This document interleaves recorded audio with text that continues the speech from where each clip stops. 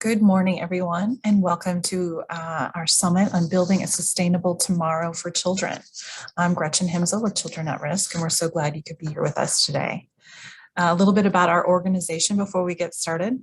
Children at Risk is a statewide research and advocacy organization. We're a nonprofit and work on issues affecting the whole child, including education, parenting and family well-being, health and nutrition, immigration, and the fight to end human trafficking.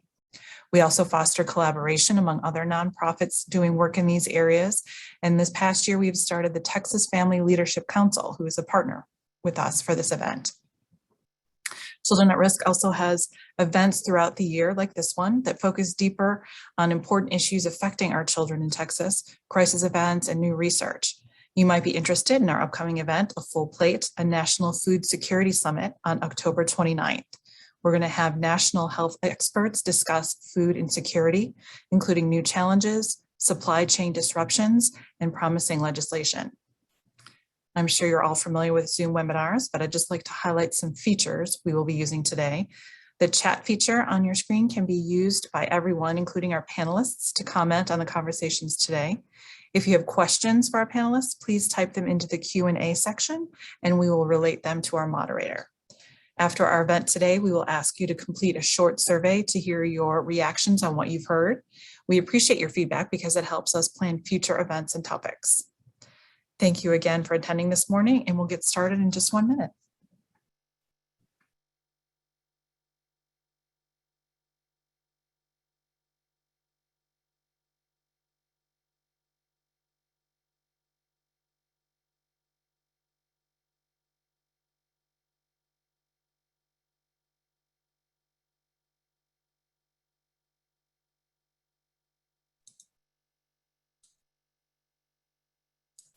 Good morning, everyone.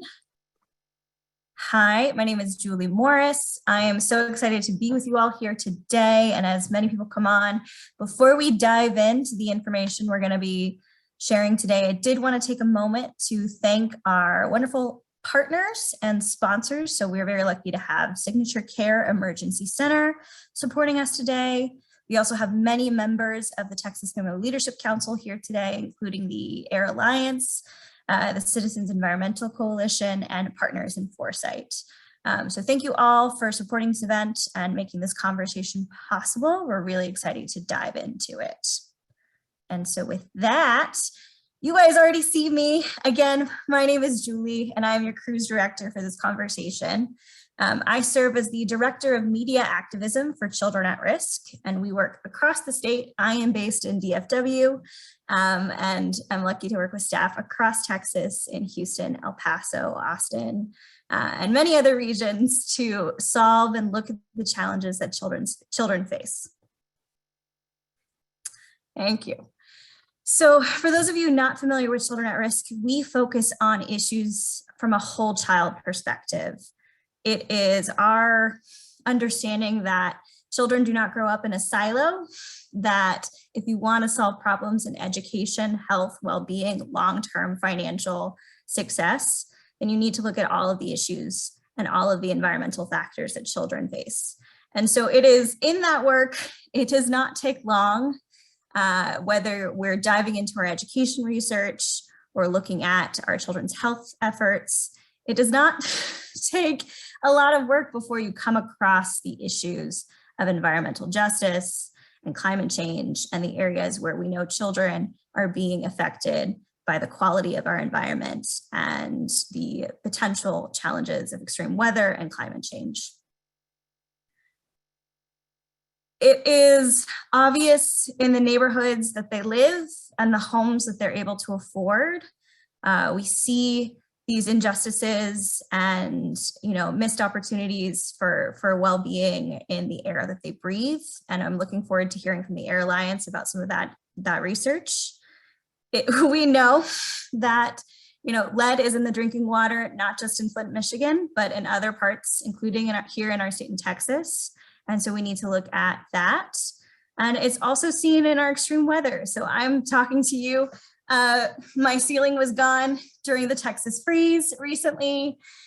We all know what it's like to experience the hurricanes and the extreme weather events that have impacted our children, and all of the factors of our environment that amplify those events and make them more likely to occur, does real damage to the well-being of our children. And with that in mind, when we look at the impact of climate change and these extreme weather events, one thing we have to acknowledge, and what we look at with our work at Children at Risk, is how these events and how these environmental injustices significantly impact lower income communities more than others. So we know that when we looked at Hurricane Harvey and did a lot of work with families there, that your income status, how much money you had, your wealth, affected not only how much damage happened to your home, but your ability to make up that damage, to whenever you face an emergency expense, to recover, to bounce back, to be resilient. And we know how important it is for the lives of children to have stability, to be able to bounce back when extreme circumstances happen. And we also know that in our country, the economics, the way that it's working, the many families cannot afford to weather a storm. They can barely afford a $400 expense. We also know that, and we'll hear more about the health impacts of some of the environmental justices that we'll be talking about today. And it is not subjective to just one part of Texas. If you look at South Texas, if you look at Harris County, if you look here in the DFW region, there are plenty of examples of where we are putting our kids in environments that are not best for their health and well-being. We also know that it has an impact on their education and their brain development. And so the more exposure we have to harmful chemicals, to harmful pollution, to all these other factors that we are going to hear about more in a few minutes, we know that it affects their ability to learn. And we know that schools who are doing their best to make up those income gaps, to create more opportunities for low-income children, are having to do that on top of dealing with environments that are affecting children's ability to learn. And that's just not fair.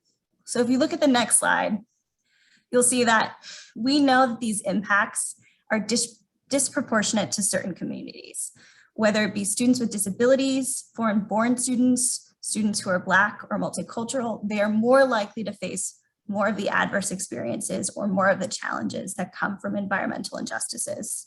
And if we want every child in Texas to be successful, then we're gonna need to come together and do the work and look at the data to be able to make that change. And so I come to you from a different point of view. I am not an environmental expert, and I'm really looking forward to having the other folks on this conversation to share more of that information with you. I come to you as an educator and as an advocate who's worked with families in Texas communities. And that is how I came to this work and where my passion for this topic is originated. I had the distinct pleasure of working with families in the Fort Worth region, working with parent advocates, where we were helping them and giving them the advocacy tools and the resources and support that they need to solve the problems that they were experiencing in their own communities. A group of parents came to me, and when they were looking to make healthier choices for their kids and were having struggles with getting their kids to drink water, what they found the biggest issue that they wanted to tackle was the fact that the water tasted funny.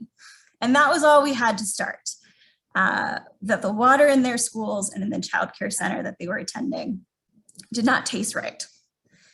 And so, of course, from my perspective as a policy wonk and a researcher, quickly was able to dive into, okay, what do we know already about the water in these environments? And I was very lucky to quickly come across a report from Environment Texas and a toolkit that they had provided on lead in schools. And sure, lucky enough for my community, Fort Worth ISD and Arlington ISD are the schools that the parents were concerned about or were wanting to know more about, were included in that report. And we were able to provide some baseline numbers or kind of start our investigation about what might be the problem. And in doing that research, It was like opening a rabbit hole to a whole other challenge as an educator and as someone who was working with families to drive change and create learning environments that enable student success. It was pretty shocking to learn more about how prevalent this problem is and how the information that we did have was only thanks to some wonderful advocacy groups and research being done, but not necessarily something that was based in law or that I could just go on the EPA website and look up. Even at the height of Flint, Michigan being in the headlines, this was still sort of an underreported or unknown story. And when we looked closer at the data, and was very lucky to have these conversations in tangent with local school board members and other education advocates, it was so mind-blowing. And if you look at the next page, the reason why it was so mind-blowing is if you know these schools and you know these communities, you know just how extreme the differences in these rates are for schools that are literally right across the street. So you have Daggett, the tale of two Daggets, as we've referred to it when we talk about this instance. We have Daggett Elementary. Both of these are Fort Worth ISD schools. Both of them are managed by the same district, literally across the street, with very different levels of lead in the self-reported test, and also very different economic and racial factors. So it's hard not to look at the fact that Daggett Elementary has more low-income students, has more English language learners, has a much smaller population of white students, and is poor performing according to our children at risk school rankings. And yet across the street, we see how different those numbers are. And we see how in school performance, how different the outcome is. Now, I don't want to conflate. Correlation is not causation. And I can't look at these numbers and tell you that the quality of the water is directly responsible for those disparities. We know that that's not the case. But I think this example is a really good demonstration of just how you can have two schools next to each other, two communities that are tasked with helping our students grow up and thrive and learn, and how different they're set up, how much more and how different the opportunities are in one school across the street from another. If you go to the next slide. This was a couple of years ago. So we know that, and I'm excited because Luke is on here from Environment Texas, so hopefully he'll give us a little bit of an update or tell us more what they've been working on. And I show the Fort Worth ISD school example because it's a really good zone in of what I saw in our local community and how, as an advocate for children's issues, why this became something important to me. But I would be remiss if I didn't acknowledge that, Fort Worth ISD was one of the schools who were proactively testing their water at all, and most schools in Texas were not. And there have been multiple attempts to pass legislation on a state level that have sort of stalled out. And the only reason that we are moving to a space where we're going to have more testing in the future is because of new regulations from the EPA. And that is not necessarily going to be till 2024 when we have implementation, or when we have, if we ever have, the funding and resources needed to really look at this problem in the face and have the political courage to do something about it. And so that's the story of why we're all here today. We know that the environmental injustices that children face is an issue. Whether we're able to look at the data and comfortable acknowledging that it's an issue, whether we have the courage to peek under that curtain and acknowledge the systematic racism, the inequities, and the challenges that climate change are going to have for our children and for future generations. And I'm really excited that we're all here today to dive into that a little bit deeper. And my hope is that when we leave this conversation, there are new people who are interested in supporting these issues and supporting the organizations and the work that you're going to hear about today. And also new partners and new friendships so that we can amplify that work and hopefully lead to changes for children. And with that, I'm going to introduce the real stars of the show. So we have Rachel Powers is going to be moderating a panel. Rachel is the executive director of the Citizens Environmental Coalition. We also have a rock star panel. So they are the real experts of today, and we are excited to hear from them and dive into each of their issue areas and the work that they've been doing. We have Emily Foxhall. She's an environmental reporter for the Houston Chronicle. We have Luke Metzger, who is the executive director of Environment Texas, and they're responsible for that report that I told you about and a lot of other resources that have been super helpful as a person who works with families and local communities. And Leticia Ablaza, who is the Government Relations and Community Outreach Director of Air Alliance Houston. And so with that, I will turn it over to Rachel. Well, thank you so much. What a great introduction to this topic. As somebody who's worked in the environmental field for many years, I'm constantly learning about the environmental impacts on health. Starting with, I used to manage tree planting projects, and there's a direct relationship between planting trees and health, and parks and health, and things that you wouldn't expect. For example, how close you live to a park helps determine whether your child is, if you're pregnant, whether your child is going to be full term or not, which is crazy. And so you can see that all throughout society. You know, the air we breathe, the water we drink. Just yesterday, there was an article in the Houston Chronicle. The title of it, the article was "Experts Fear the Fifth Ward is one of hundreds of flints." And they were talking about lead in water, suspected lead in water. But we really don't know just how bad that problem is there or anywhere else in Houston. As you were saying, the state has just started requiring schools to test for lead, but it's going to be phased in over many years, and efforts in the past have stalled. So I don't think there's much of a question that it's a problem, but the extent of it and how localized it is not fully understood, but we still have enough information to act. And in that article, Dr. Bullard, who's on the one of the champions of environmental justice in the world, and he's located here in Houston, he wrote, people can't see 20 years from now what opportunities we may have missed right now. So there are opportunities to change things, but we have to start now for doing that. So with that, I believe I'm just going to jump in and invite Luke to introduce his topic and share his vast knowledge with us. Great, thanks, Rachel, and good morning, everybody. So yeah, my name is Luke Metzger. I'm the executive director of Environment Texas, which is a nonprofit advocate for clean air, clean water, and open spaces. I'm also the president of the Texas Public Interest Research Group, or Texburg Education Fund, which also works on children's health and toxics issues. And I am, let me go ahead and just share my screen real quick.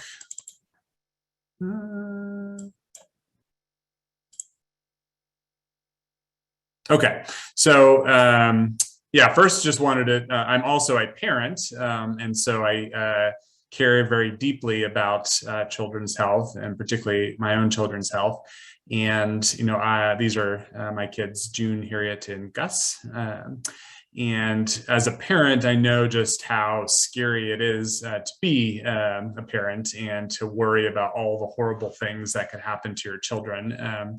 It's amazing how parents kind of get through the day just, you know, with all the worries that we have to face. And of course, you know, if any of you are parents and you've chosen to come to this webinar, you probably know that I'm about to give you even more to be worried about. So sorry about that. But before I do that, I wanted to give you a little bit of hope.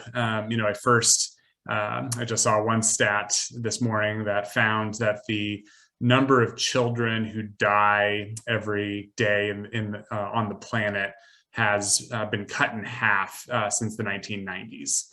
So we're making progress, you know, children, you know, thanks to advances in medicine and vaccines and cleaner, safe drinking water, and other things, better nutrition. We're making advances, and children are living healthier lives. But that being said, they still face a lot of threats, many of which are completely preventable and unnecessary. As a modern society, we know we could be doing far more. We're a wealthy society, particularly in the United States. We could be avoiding a lot of these threats to our children if we just had the political will and put the resources into protecting our children's health, because they do face a lot of serious concerns. So I just want to walk through kind of a handful of the concerns. But before I do that, just to reiterate why children are particularly vulnerable to pollution and toxic chemicals. Of course, they are smaller, and so they proportionally, if they ingest or inhale, a toxic chemical, proportionally that's going to have a bigger impact on their body. Their organs are still developing, and so they're more vulnerable to the impacts of toxic chemicals. They also breathe through their mouths more than adults, and so as a result, anything they breathe in doesn't benefit from the natural filtration defenses that our nose has, and so instead kind of goes into their mouth and doesn't get the benefit of that. And they're also just their lungs don't fully develop until they are teenagers, and on and on. So children are definitely more vulnerable to the impacts of chemicals. So just to talk through a few of them. So we talked about lead already. We know that while the Environmental Protection Agency has proposed new lead standards, they aren't yet in effect. The they were set to take effect in January. The Biden administration put a hold on it to review, because there were a lot of environmental advocates, including us, that argued they weren't stringent enough. And so the Biden administration is looking at strengthening that lead and copper rule, which would then in turn do a number of things, including requiring testing of schools and daycares. Although that initial rule proposed by the Trump administration didn't require schools or daycares to do anything, just to test. And so that was one of our complaints, is that testing is not enough. We've done a number of school districts around the state have done testing.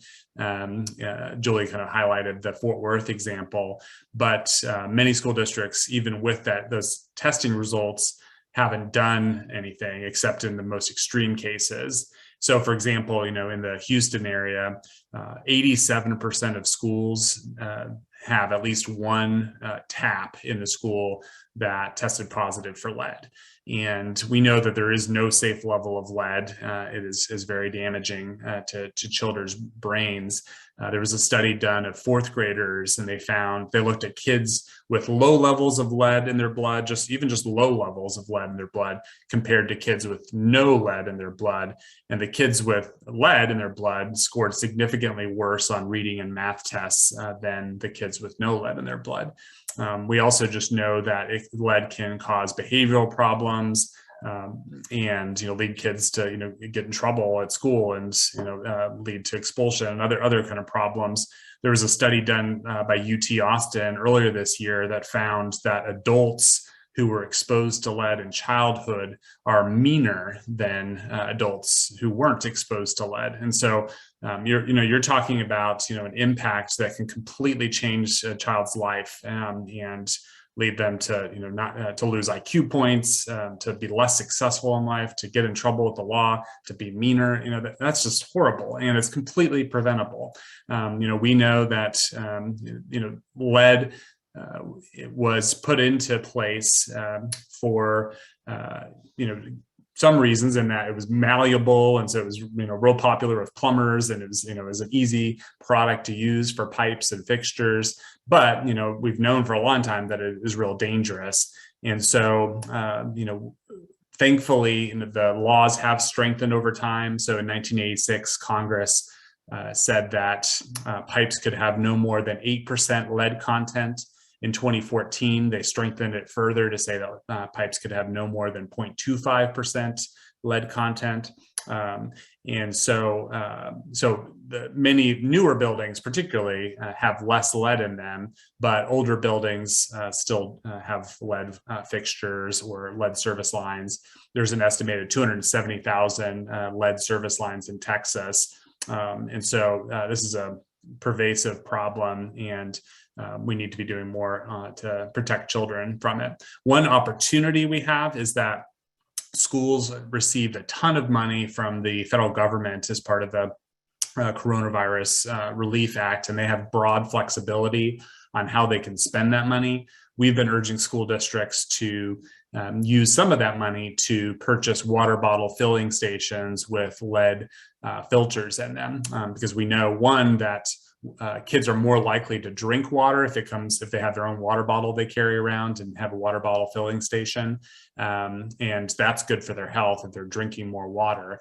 And then two, this is a great way to just avoid use of old water fountains that may have lead fixtures in them. So we're hoping school districts all around the state start to do that and invest in water bottle filling stations.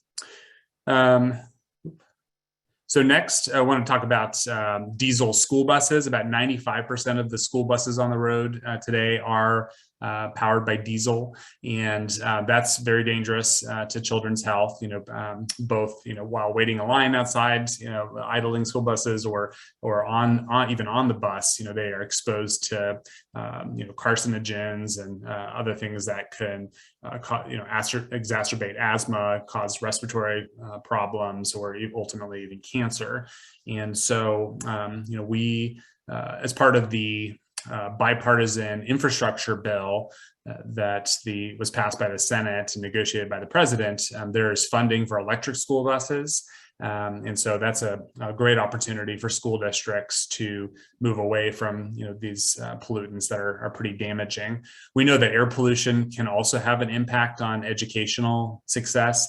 There was a study done of kids in Los Angeles, and they found that at schools near busy roads that were facing exhaust from buses and trucks and cars, and they found that simply installing air filters in those schools had the same educational benefit as reducing class sizes by 1/3. So installing air filters, same educational benefit as reducing class size by 1/3. That just demonstrates just how damaging air pollution can be to children's brains and educational success. We also know that many kids, and particularly in the Houston area and other industrial sections of the state, are exposed to industrial pollution. And we know there have been studies, for example, a few years back for a UT School of Public Health that found that children living within 2 miles of the heavily industrialized Houston Ship Channel had a 56% greater chance of getting leukemia than kids that lived 10 miles away.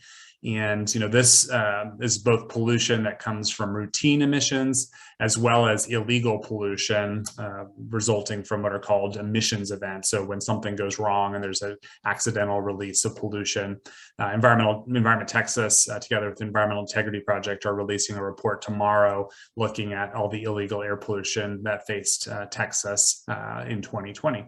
But we know that these are absolutely preventable. My organization, together with Sierra Club, has sued a number of these facilities and gotten them to stop violating the law and to significantly reduce their pollution.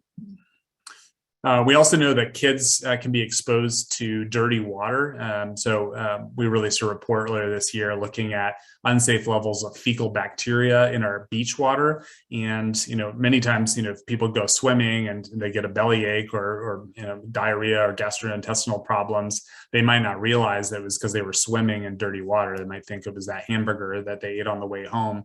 But we do know that, fecal bacteria can be quite damaging to kids and make them real sick. A big source of this is kind of stormwater runoff going into our beaches and waterways that, again, we could be eliminating or reducing by helping invest in nature-based infrastructure, helping stop sewage overflows, and other things.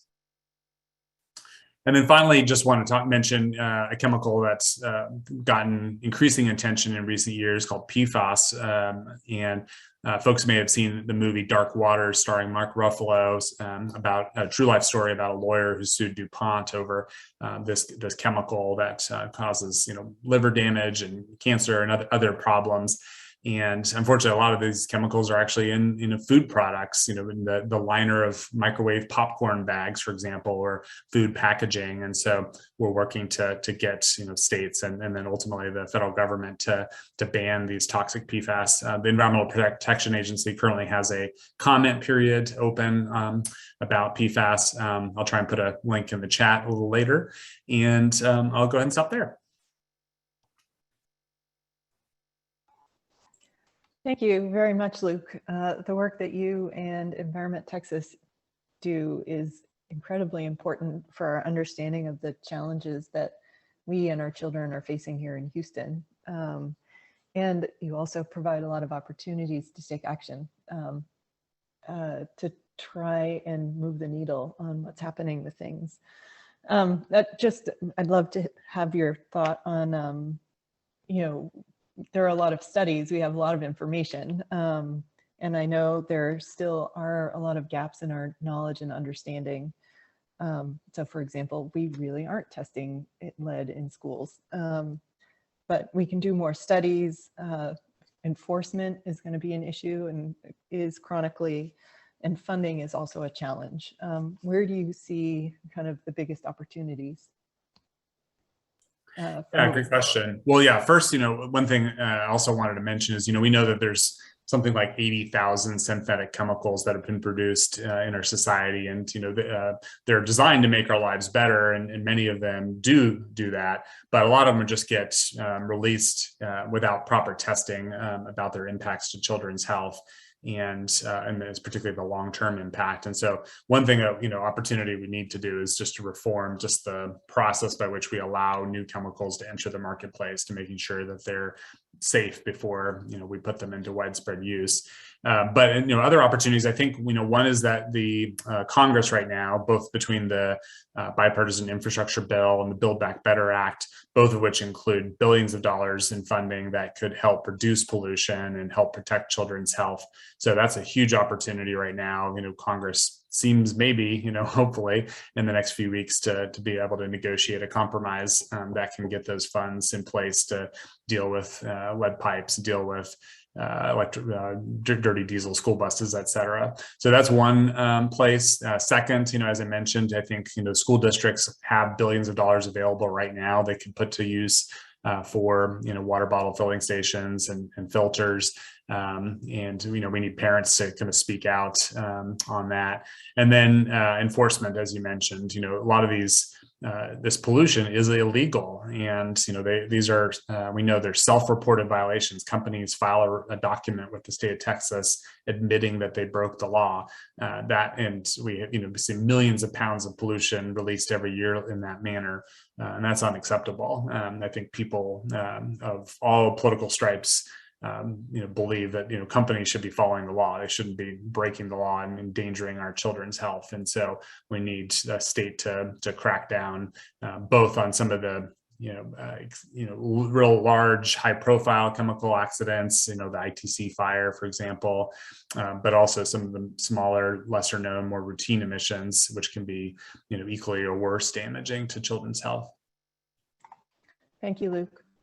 Leticia, you've done amazing work with Air Alliance Houston. It's been exciting to watch Air Alliance Houston and its predecessors grow over the past 25, 30 years. But the past few years have been especially exciting for me to see.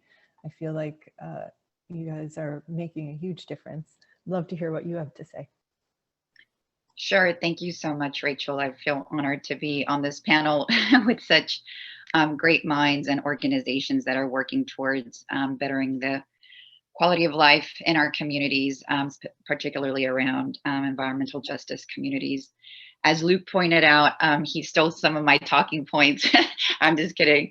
But I certainly want to add and, just piggyback on a lot of the information that he gave to us. in terms of schools and close proximities to a lot of the issues that he talked about, Bruce Elementary is one perfect example in Fifth Ward that had been moved back in 2007 because it was near a Superfund site that was leaking lead, and now pushed a little further up on Jensen Road. Well, I don't know if you guys have heard about the I-45 North expansion, which now seeks to basically, yet again, displace a lot of the community in that area. It's already hard enough for the kids that go to school there, to walk and bike and have alternative forms of transportation. And the school already exhausts a lot of their own discretionary funds, to be able to bus kids in because of the very, not just mobility issues in the area, but also Bruce Elementary has one of the highest emergency rate asthma cases, in the district. So, these types of things, continue to affect our communities. And I do, full disclosure, I've been working for Air Alliance Houston now for almost 6 years, and we are a nonprofit advocacy organization that believes that, where you live, work, or play should not determine the health impact of, your surroundings. And so we certainly, advocate for that. And in my role as government relations director, we try to get in front of those decision makers and bring community in front of them to be able to speak their stories and a lot of the issues that they're currently going through.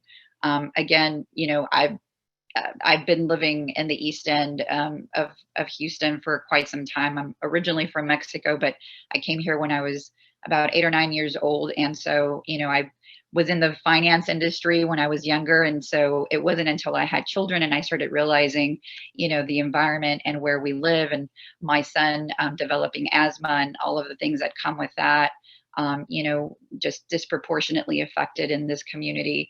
Not just access to healthcare, but also access to resources on how to better manage these types of issues. And so, learning that, we are in close proximity to industry, close proximity to the port.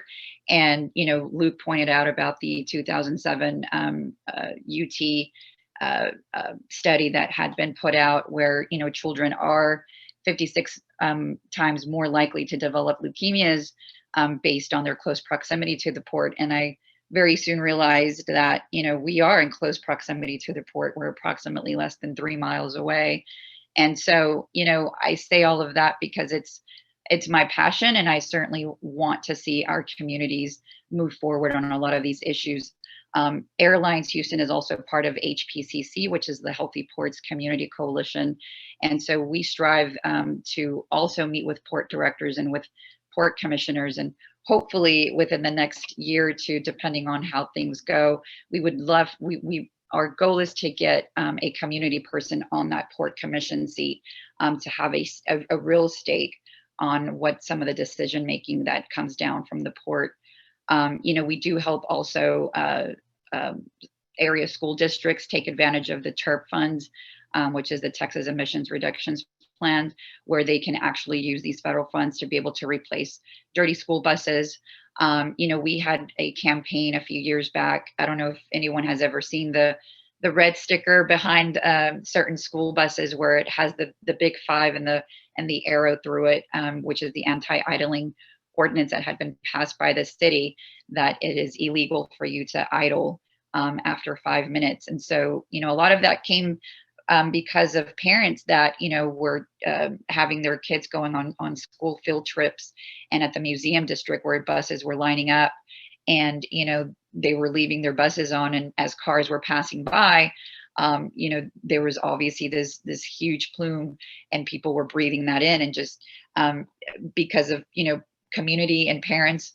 And I mean, I hate to say it, but it's the truth. It was a more affluent side of town, and where people were more, I guess, carried a lot more water in terms of, where they stood, affluently. A lot of these things, were able to get more attention, and we were able to do, what we were successful in. And so I certainly, I'm a big proponent of making sure who your representative is, who is in your district, and also what bills they're carrying as it pertains to environmental concerns. For instance, Representative Cristina Morales was very instrumental in helping with some of the air filtration systems in schools and trying to push bills as it pertained to that, and legislating industry to replace HVAC systems for schools, public and private, 2 miles or less from anytime there's a chemical fire or chemical incident. It's only fair, I would think, since school districts are typically strapped for funds to be able to, replace these types of things. As again, a mom who, has a child with asthma, I can't tell you how important that is, for schools to make sure that they're up to date on a lot of these things, to make sure that children are coming to school and that they're not missing 2 to 3 days because of, something that could have been prevented. So. Well, But yeah, I appreciate, I wasn't aware if we could bring slides or not, but I certainly appreciate Luke bringing in his, and I'm certainly available. I always tell people, if you want to keep abreast of a lot of the call to actions and things that we are currently doing, you can sign up to our newsletters, going to airalliancehouston.org, and definitely wanting to be a part of our community to help support a lot of the initiatives that we're trying to push forward. Well, great. Thank you, Leticia. It's really nice to hear from you and hear your perspective on these things, and about the importance that you place on knowing who your elected officials are and helping determine who they are. So I think it's incredibly important myself. And I know a lot of that is highly politicized and partisan. Do you have any suggestions about how to think of that?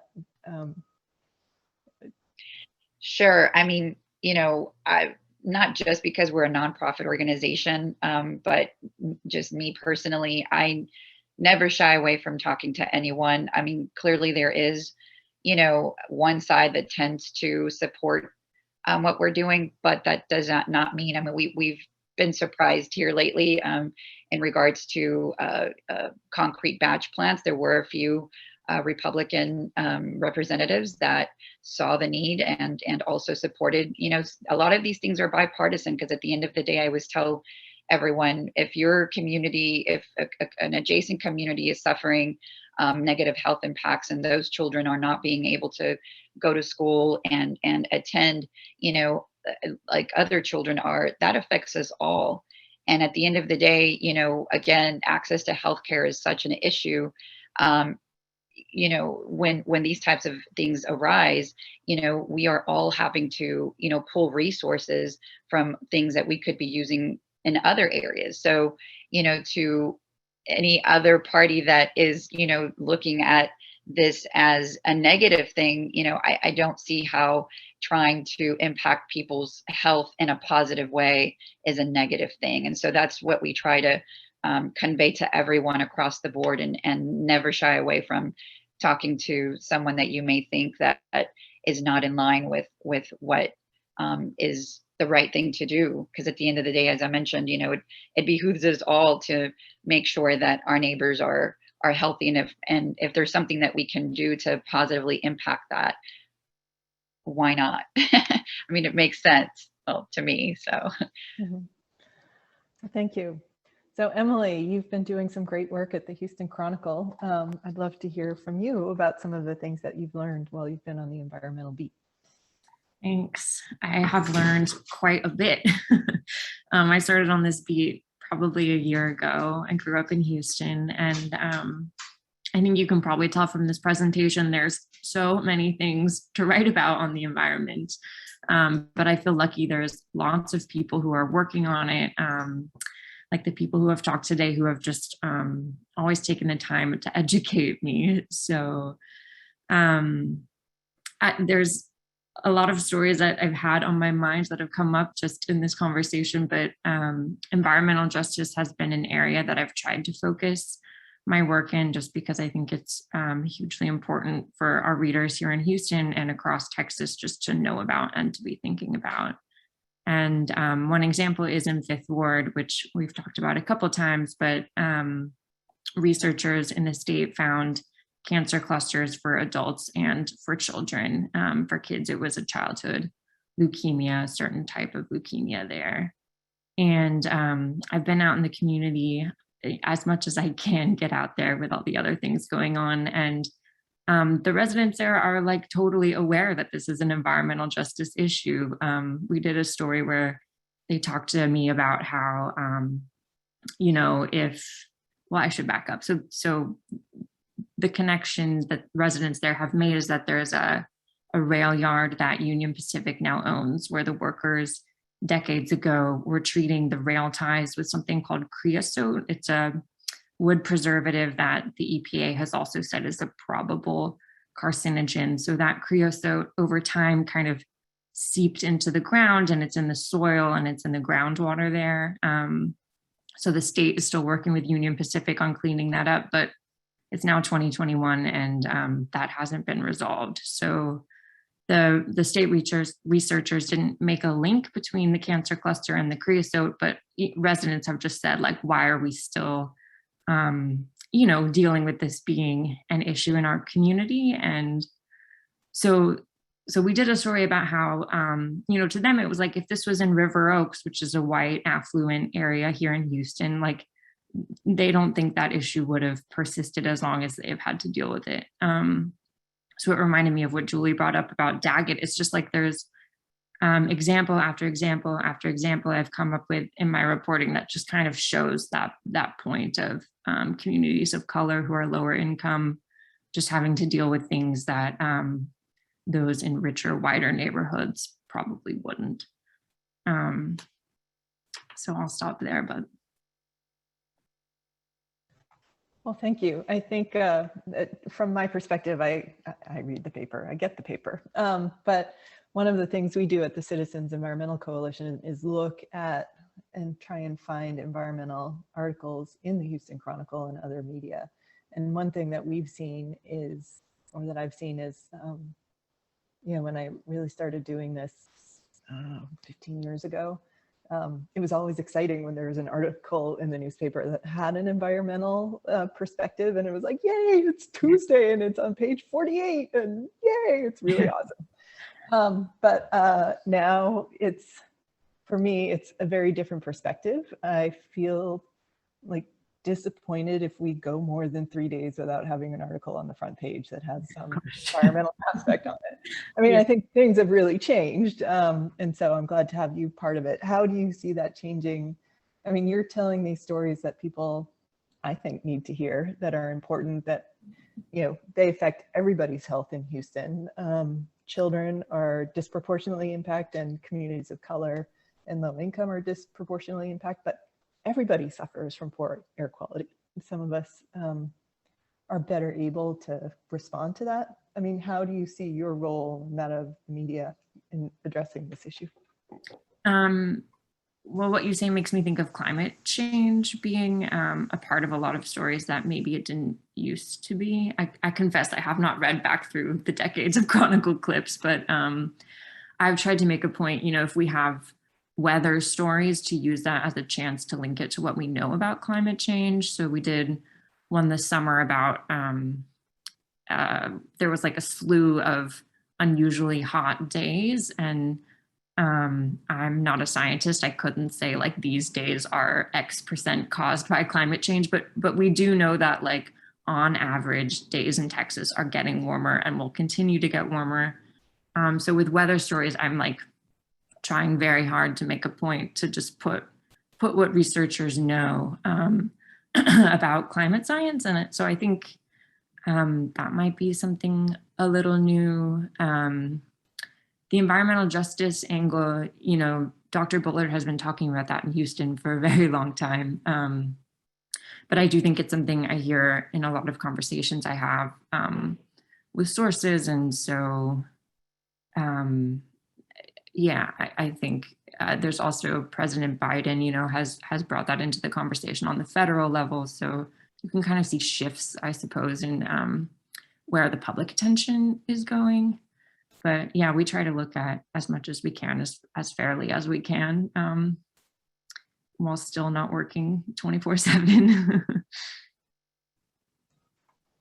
So we are running kind of a few minutes behind. So I wanted to hand it over to Julie to introduce Alex. I know there are some questions in the comments that we have not been able to answer yet. For example, there's a question about incorporating environmental volunteerism into PE classes, but so I'll try and put some information in the chat there. And I encourage the other panelists to do so as well. But for right now, I'd like to hand it over to Julie to introduce our next speaker. Thank you. And I'm having a little bit trouble turning my camera back on, but you all know my voice by now. Last but not least, and if you all have questions that we didn't get to, if you put them in the chat or in the Q&A box, we'll make sure they get to the right people, and encourage our panelists, if you see something that applies to you, to go ahead and try and answer it in the chat. But last but not least, wrapping us up for the day, we have Alex Whittington. She is a powerful futurist, someone we are lucky to partner with a lot at Children at Risk. She runs Partners in Foresight and is really on the forefront of imagining what the future of our technology and society and human services are going to look like for years to come. And so we're really excited to bring her on to share her insights, sort of what the future of environmental justice might look like for children. So Rachel, I'll turn it over to you. Are we turning it over to Alex? Sorry, or yeah, Alex. Sorry, I see your screen popped up and I your name and dealing with camera issues, but yes, we're passing it over to Alex. Bumble. Hey, thank you so much. And thank you, panel. That was really informative and interesting. And I just love getting this local angle on the data. You guys are doing a great job of keeping us informed and letting us know, what factors we need to be thinking about. As a futurist, of course, I'm very interested in data. I know a lot of people hear that someone's a futurist and they immediately jump to, science fiction and similar sort of, creative, imaginative areas. And while thinking about the future is a very imaginative career, we actually base everything that we do on real information and evidence. It's actually a research job. I am a part-time instructor at the University of Houston, as well as being a consulting futurist. I'm a researcher, writer, and educator. And our work as futurists is incomplete if we don't consider the environment. So we heard a lot of really great pieces of information today. And I thought I would just add to that by bringing in some of the more future-oriented stats that are kind of more widely global that I think, contribute to this conversation. I wonder how many of you might have come across this recent study. It was in Science journal, and it was also widely published in the mainstream media. It's a very concerning study that said children that are born in 2020 are going to experience a 2 to 7-fold increase in the number of extreme climate events like heat waves, droughts, famines, and so on. So this really, I was thinking about this when Ms. Foxhall was speaking about extreme weather. Unfortunately, I think this is something we in Houston know all too well, but I like to, draw that more global correlation, because it's not just us in Houston with our unfortunate pattern of really, overwhelming storms and flooding and stuff. This is going to be happening all over the world. And it's going to be increasing over the next few decades. So these are things like wildfires, crop failures, droughts, heat waves, cyclones. So I felt like, that was an interesting point to make, that there is a very global piece of this issue. But before, we end the event, I wanted to bring up a few positives that are out there, because as a futurist, I really couldn't do my job if I didn't maintain some sense of optimism. So I want to bring that to our closing here and tell you that, first of all, a lot of big companies such as Walmart, such as a lot of the big fashion companies, clothing, manufacturing, are making these major pledges these days to cut their emissions, to stop using plastics, to do something that's called regenerative economy. This is taking a step beyond sustainability. Sustainability is the idea that we conserve what we have. Companies are now looking ahead to regenerate the economy or regenerate the environment, meaning they won't just limit their water use or be careful about where they build factories because of forests or whatever, but they actually want to do things like plant a forest or actually, like improve the food web in their area, right? Prevent and then rebuild things that have been degraded in our ecosystem. One of the ways that we're doing that is something called agritech. Here I bring a little, futurist flavor. Farming robots and AI, artificial intelligence, that can be used to grow food. I think it's actually, number one, a really humane version of this fear that tends to be pervasive, that automation, artificial intelligence, and robots are going to take our jobs. Obviously, that's one of those big challenges for the future. How are we going to contend with new technologies that might displace us from doing our jobs, from making money, making a living? But I think what's interesting about agritech is it puts those same technologies to use in a way that's extremely humane. It actually keeps people from having to do dangerous, dirty, difficult labor, and instead we can train people who work with food production to start do coding or start to do the programming, build the robots, and overseeing the robots. And the thing about this is that everything gets very automated, so it prevents waste. It's actually a very sustainable and, in fact, regenerative way of growing our food to meet our needs. One more positive that has a local touch. I'm not sure if you guys have heard yet, but one of our wonderful local neighborhoods, Sunnyside, here in Houston, is going to be the home to America's largest urban solar farm. The site was a long time landfill, right? But now it's being transformed into this huge solar farm to produce green, clean, renewable energy. So I feel like that's a really positive sign in terms of, what we have to look forward to and that we can plan optimistically for the future. And lastly, I just want to leave you guys with a quote.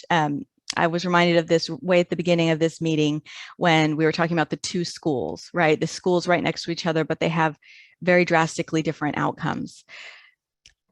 Yeah, I'm sure a lot of you have heard this quote before. Marshall McLuhan: "There are no passengers on spaceship Earth. We are all crew."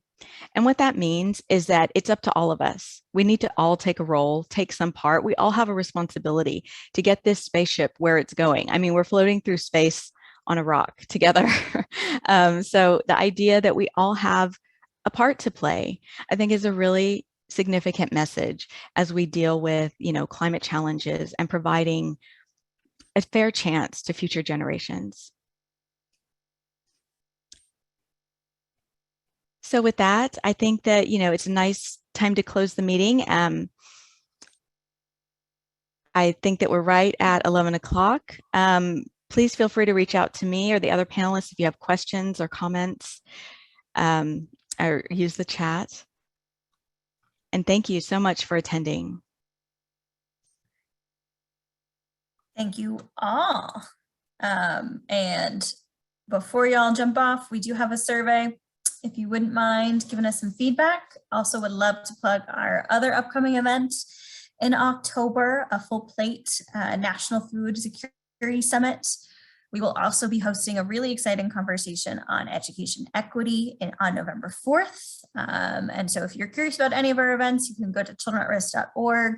We have them all at the top of our homepage. We will be sharing a recording of this presentation as well as the slides and any links that come up in the chat and resources later in the afternoon. Thank you all for joining us. And we hope you have a wonderful rest of your day.